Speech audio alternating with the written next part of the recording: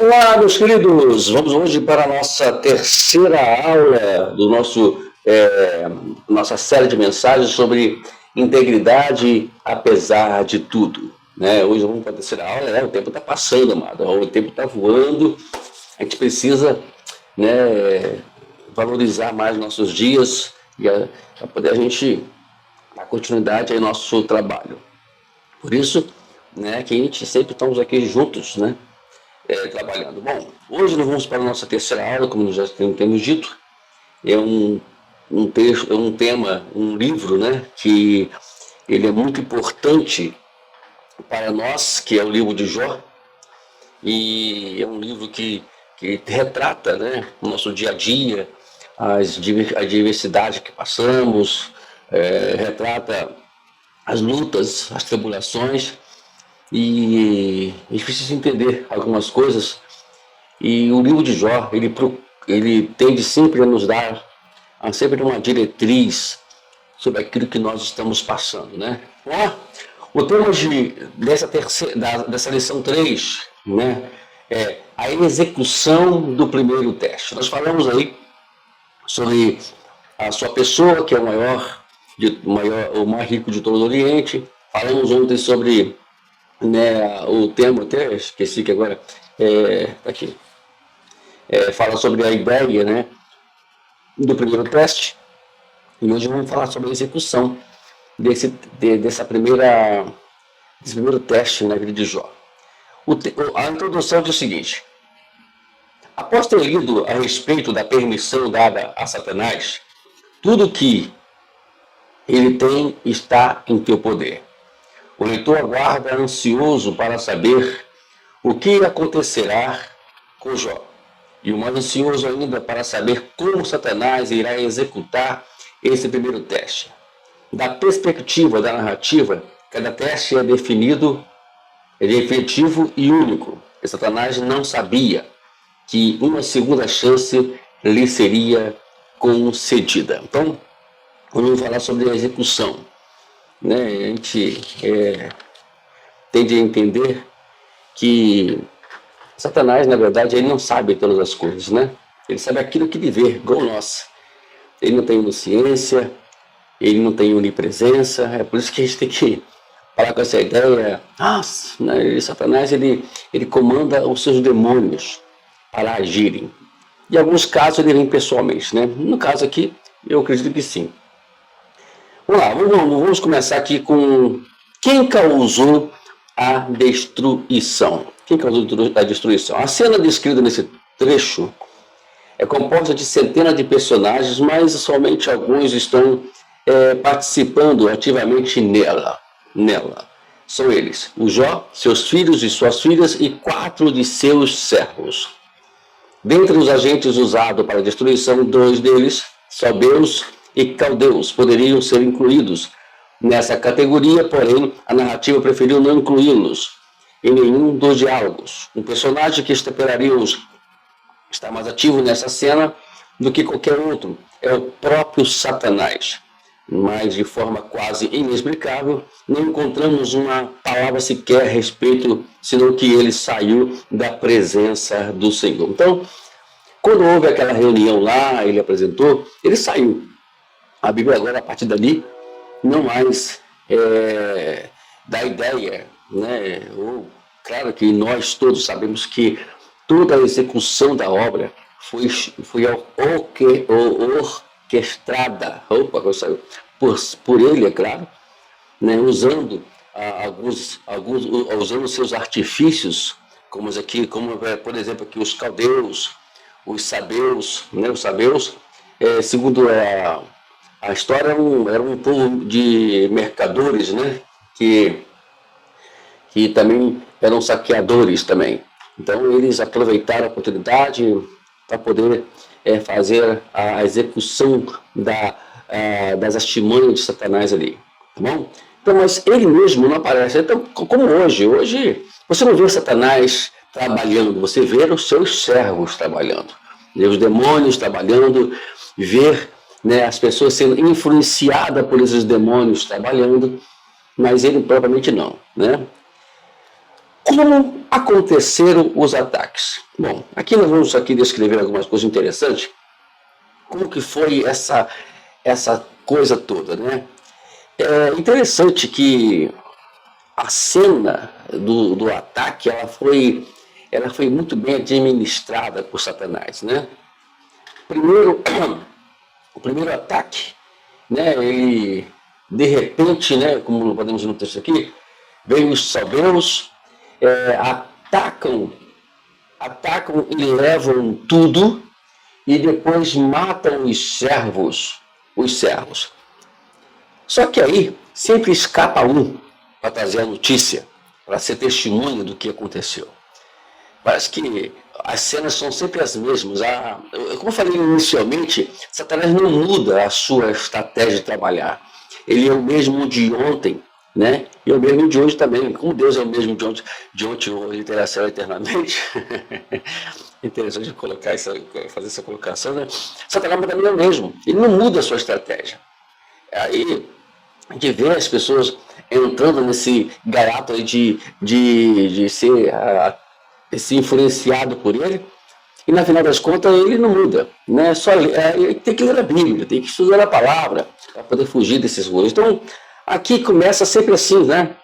Os ataques contra Jó, né? E começa agora a começar. Em primeiro lugar, né? Temos aqui o relato dos ataques, né? Que vem sobre o ponto que nós falamos aqui sobre os caldeus. Elas são muito bem coordenadas, muito bem orquestrada, bem colocada.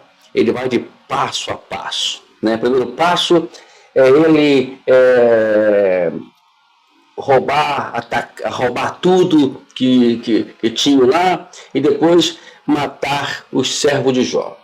Nós temos, e o interessante é que o texto fala assim, olha, no versículo 15, né, no versículo 14, no versículo 15, né, aonde houve o primeiro ataque dos sabeus. O versículo 15, aí no início fala, enquanto ainda aquele servo falava, quando ele falava, veio um outro servo. Aí no versículo, aí ele acrescenta, né, ele falou que veio um fogo do céu, queimou as ovelhas e os servos, destruindo todos eles. Só eu, né, consegui escapar. Aí que ele conseguiu escapar. O segundo ponto aqui foi um fogo do nada. Dizem sim que Satanás, por ele estar nas regiões celestiais, como nós podemos ver na Bíblia, o que ele faz? Ele pode, de alguma forma, controlar ou trazer mexer com o tempo. Nós temos um caso de Jesus, né, quando ele foi atravessar o Mar da Galileia e houve aquela tempestade imensa. Bom, os discípulos tinham, né, eles sabiam lidar com a tempestade, né, tinham suas experiências, mas eles viram que o negócio não era simplesmente igual ao que eles passavam, era uma tempestade diferente. E aqui trouxe medo para eles. Então, a gente dá a ideia, ou nós temos a ideia que Satanás pode fazer isso tudo aqui. Nós podemos ver as situações climáticas, elas estão diferenciadas. Então, ele pode mexer com isso e, de repente, nós cremos nisso, que ele mexeu com isso e foi lá e jogou, fez com que queimasse tudo e matasse as ovelhas e também os servos que cuidavam das ovelhas. Aí o servo foi, um deles escapou, e aí no versículo 17, olha só, mais uma vez. Enquanto esse servo que fugiu lá do fogo ainda falava, veio outro servo e disse, os caldeus. Eles dividiram em 3 bandos. Atacaram os camelos e levaram embora, e mataram os servos do fio da espada. Só eu fiquei. Agora houve o terceiro ataque, o ataque dos caldeus. Esses homens, na verdade, tanto os caldeus como os sabeus, poderíamos até ter a ideia que eles já tinham, né, o próprio, né, vamos dizer assim, Satanás, já estavam trabalhando na mente deles para poder cuidar desses ataques. e eles tiveram ali as suas organizações, porque a ideia é que eles, na verdade, estavam ali, entraram e devastaram tudo. Mas o interessante é que ainda temos ainda o outro ponto ainda, que é o terceiro, né? Que fala, enquanto, no versículo 18, falava que enquanto esse servo que fugiu dos caldeus, dos caldeus, ainda falava, veio outro, agora veio com uma notícia muito pior, né? Falou que os filhos e as suas filhas estavam ali, de repente caiu tudo, outro problema climático, né? Do nada a casa cai, né? A estrutura ela desmorona e os 10 filhos de Jó morrem. Temos aqui o primeiro ponto, né? O ponto da obra, né? Do que aconteceu, das ações demoníacas de Satanás, destruindo tudo, fazendo de Jó agora um homem extremamente pobre. Aí temos no segundo tópico, a partir do versículo 20 e 21, falando sobre a reação de Jó. É surpreendente, né?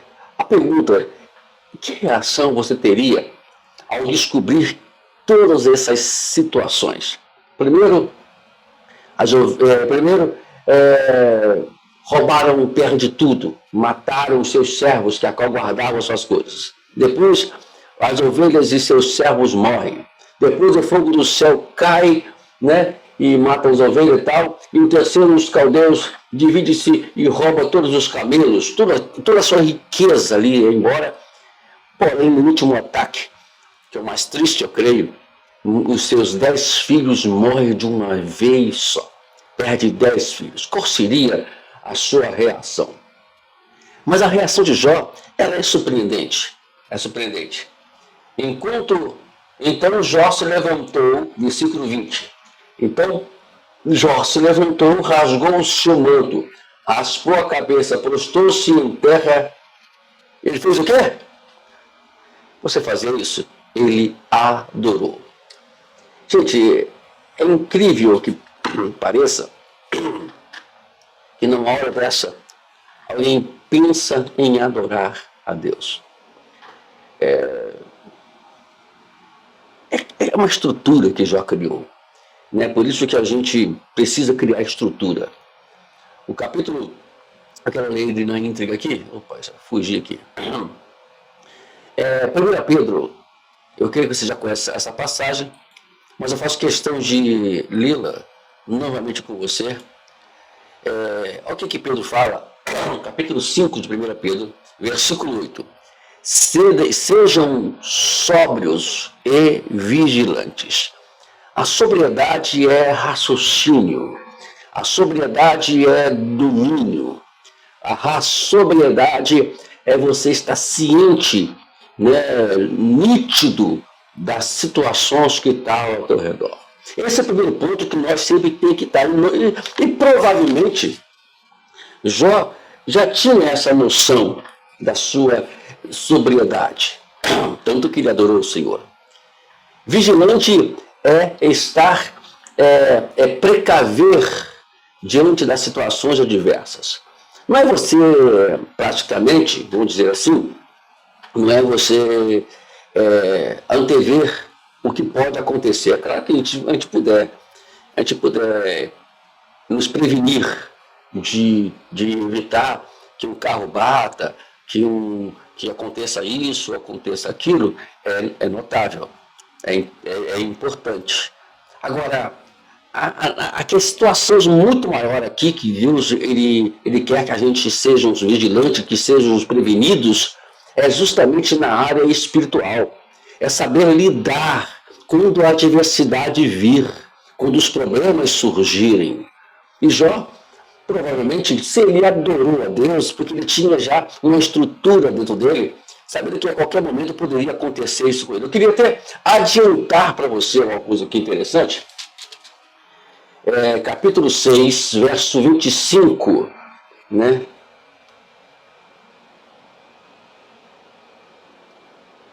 Não, capítulo 3, né? Perdão, gente. Tem muito tempo que a gente não leu Jó. Esse evento aqui tá uma benção. Né? Isso mesmo. Capítulo 3, verso 25 de Jó, que fala assim: aquilo que eu temo me sobreveio, e o que receio me aconteceu. Então, ele aqui já tinha ciência que isso poderia acontecer com ele.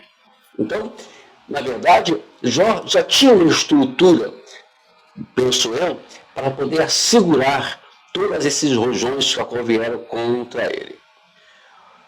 Aqui nós temos aqui o raspar a cabeça, que é um gesto comum de lamento. Eu vou lamentar, eu vou raspar a cabeça, vou me rasgar completamente, né? E assim por diante. Eu vou me jogar, me abrir. Mas o interessante é que ele falou no verso 21, né? Ainda melhor, no verso 20, né? Perdão, verso 21. Nu saí do ventre da minha mãe, e nu voltarei. O Senhor deu e o Senhor tomou. Bendito seja o nome do Senhor. Glorificado seja o nome dele. Ele tem o poder de dar, então ele entendeu que foi Deus que deu para ele. Então, se ele tem o poder de dar, ele também tem o poder de tirar. Já entendeu isso tudo. Né? E a pergunta é, será que nós vamos entender tudo isso na nossa vida? A gente precisa aprender essas lições com Jó. O mesmo espírito que tinha Jó. Um homem temente, um homem que tinha um relacionamento com Deus. Vamos lá. Agora, por quê? Em primeiro lugar, por que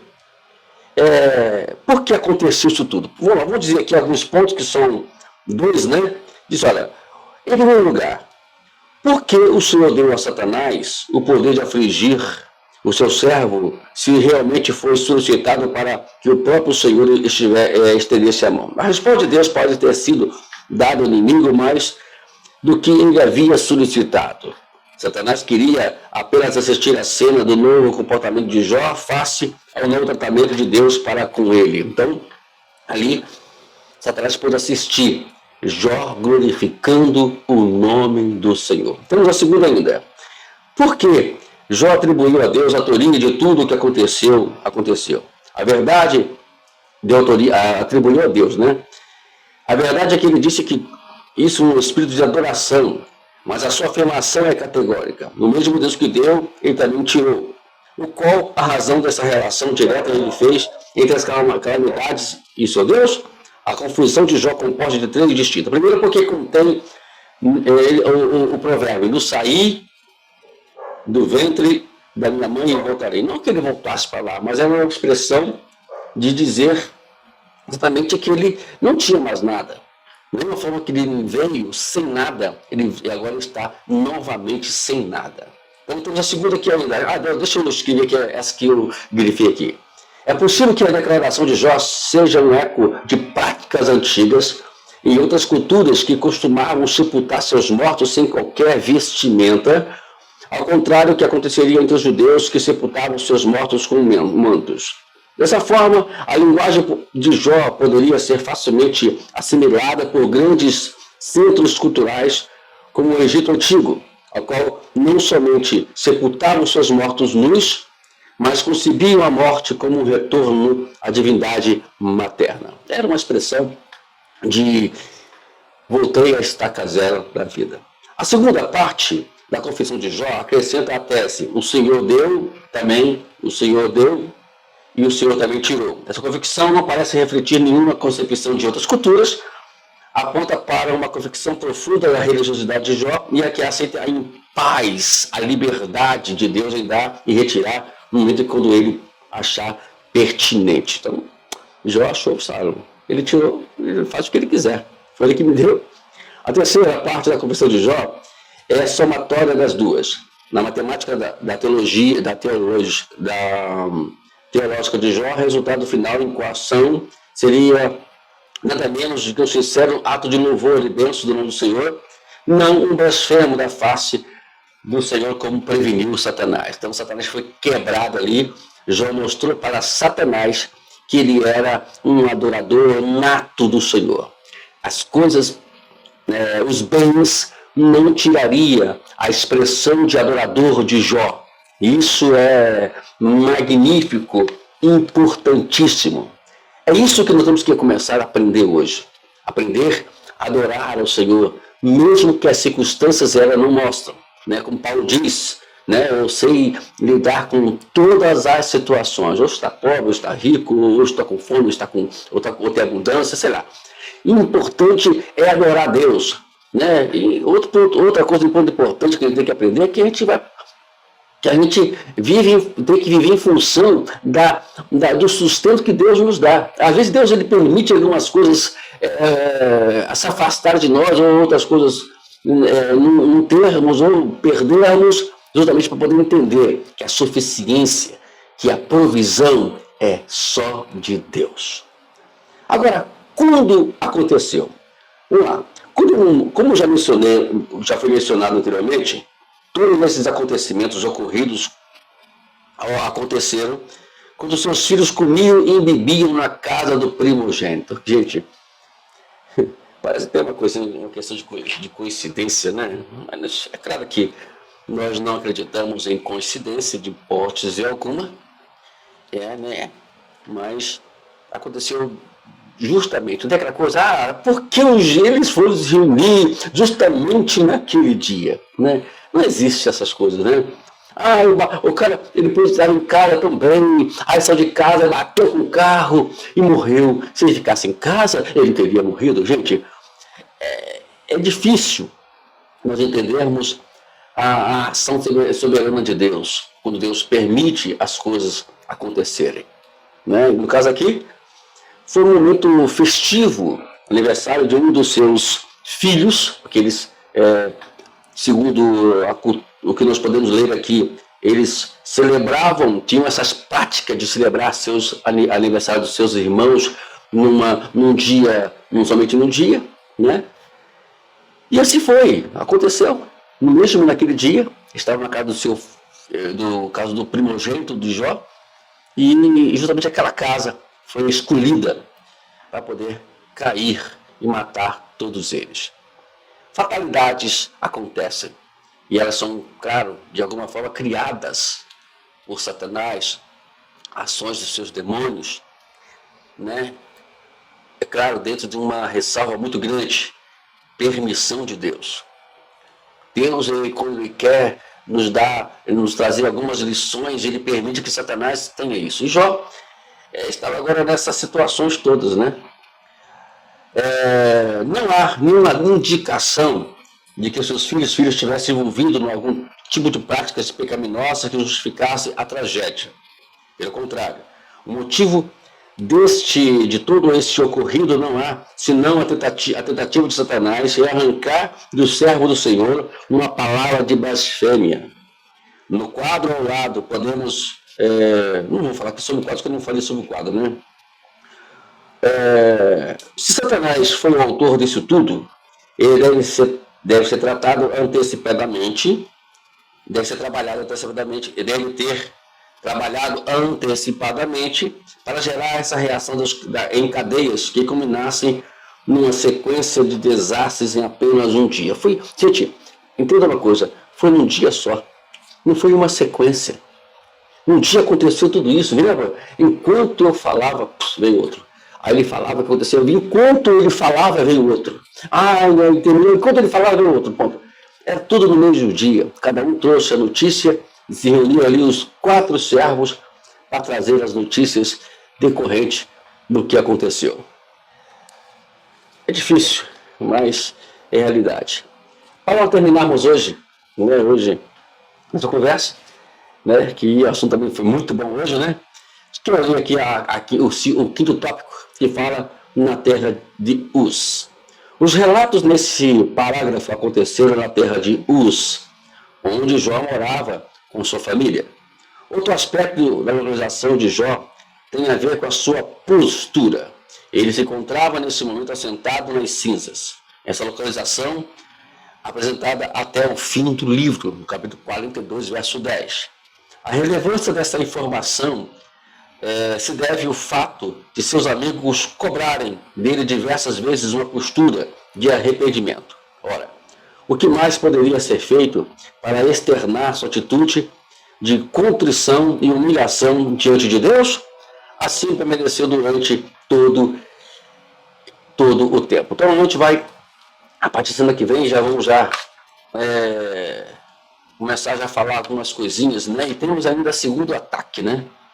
Que a gente vai falar semana que vem na vida do nosso querido Jó.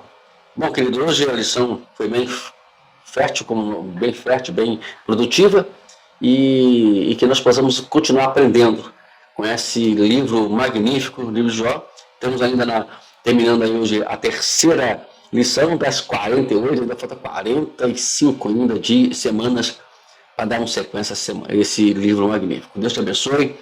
Até sexta-feira que vem. Em nome de Jesus, estaremos aqui para poder trazer mais uma lição aqui sobre o livro de Jó. Deus abençoe, obrigado pela sua atenção. Continue conosco aqui e com certeza tem muitas coisas para a gente aprender aqui ainda, tá bom? Deus abençoe.